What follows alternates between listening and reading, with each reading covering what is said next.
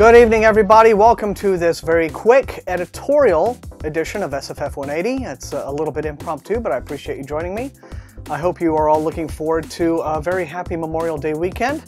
Want to say really quickly that I'm going to be implementing a policy here starting with my current videos and up through future videos in which I will no longer be featuring Amazon.com links to books that I review. I will be replacing those with BarnesandNoble.com links, and here is why. You may not be aware, most readers, generally speaking, are not, about the contract disputes that sometimes go on between publishers and retailers.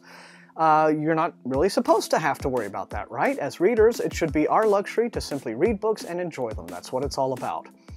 But what has been happening that I think readers deserve fairly to know about is that in a recent contract dispute between Amazon and the Hachette Group, a publishing company whose imprints include the Orbit imprint in the United States, science fiction fantasy imprint, Amazon have begun playing a little bit of hardball. And sure, yeah, while this is the sort of thing that companies do, as often a normal part of the negotiating process, they are going about it in what I consider to be very thuggish, unfair, and unprofessional ways. The current contract dispute between the Hachette Group and Amazon involves Amazon wanting a deeper cut at the wholesale level for Hachette product, and Hachette being of the opinion that the wholesale that they offer is entirely fair and industry standard.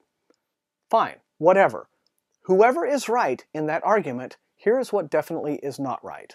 Amazon, in order to force Hachette into accepting its terms, earlier in May began a policy of delaying shipments of print books of Hachette titles to customers. These are customers like yourselves who have paid for the product, right? That's what you do on Amazon. You click that button, you pay for the book. Ideally, you get that book in a couple of days. But Amazon, in order to punish Hachette and bring it in line with its own desires, has been delaying the shipment of Hachette products for up to 5 weeks. I really don't care who's right or who's wrong in these contract issues, but all this does is really hurt the consumer if you're going to delay shipments. Doesn't seem like it's very ethical. It's the kind of monopolistic behavior that can only hurt an industry. Amazon isn't technically a monopoly. They can't be legally. There's laws against that sort of thing. But they don't have to be. All they have to do is ensure that they have a large enough market share so that competition is effectively negligible.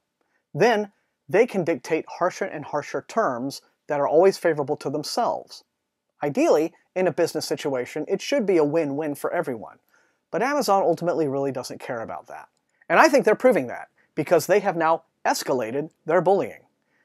On Thursday of this week, the 22nd of May, Amazon disabled the pre-order buy buttons for all upcoming Hachette titles. These include books like the next novel in the Expanse series, Cibola Burn by James S.A. Corey, or the new novel by Hugo Nebula winner Paolo Bacigalupi, which is an Orbit title. You can now not pre-order those books. The buttons have been disabled. Again, somehow, this is an attempt to bring Hachette in line. Not only does this hurt consumers, because they're not willing to sell you a book you want, but it can deliberately and very strongly hurt the writers. Amazon is effectively flinging itself into the path of writers' income, writers' royalties. Writers don't get such payments if their books aren't selling. And this is why I take the view that Amazon are the ones in the wrong here. Whatever contract dispute is going on between any two parties needs to stay between those parties. And for any one party in that dispute to say, oh, okay, well, if you're not going to play ball my way, I'm going to hurt these customers over here. I'm going to hurt these people. I'm going to hurt those people. Simply isn't right. And yeah, I know. No one said the world is fair.